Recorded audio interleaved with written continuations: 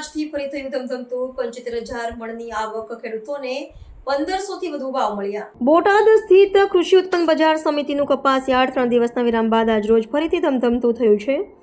કપાસના ભાવ અને ખરીદીમાં કડદો કરવાના વિવાદના પગલે હરાજી બંધ રહ્યા બાદ હવે યાર્ડના દરવાજા ફરી ખુલી જતા ખેડૂતો મોટી સંખ્યામાં પોતાનો પાક લઈને ઉમટી પડ્યા હતા. આજે એક જ દિવસમાં અંદાજિત 75,000 મણ કપાસની આવક નોંધાઈ હતી, જેના પગલે યાર્ડનું પટાંગણ કપાસ ભરેલા વાહનોથી છલકાઈ ગયું હતું. આજના બજારમાં કપાસના ગુણવત્તા પ્રમાણે ખેડૂતોને ઊંચા ભાવ મળ્યા હતા, જેના કારણે ખેડૂતોમાં સંતોષની લાગણી જોવા મળી હતી. કપાસના વેચાણ માટે ₹1,050થી લઈને ₹1,500 થી વધુના ભાવોની બોલી હરાજીમાં બોલાઈ હતી. ગુણવત્તા અને સફાઈના આધારે ભાવમાં તફાવત જોવા મળ્યો હતો.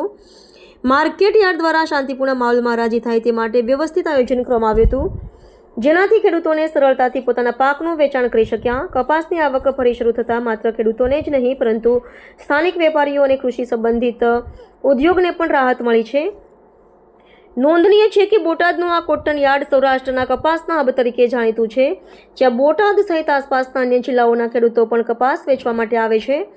ઉત્તમ ભાવ મળતા ખેડૂતોએ આર્થિક રાહત અનુભવી છે અને આગામી શિયાળુ પાક માટે તૈયારીઓ શરૂ કરી છે, જેનાથી ગ્રામ્ય અર્થતંત્રને નવું બળ મળ્યું છે.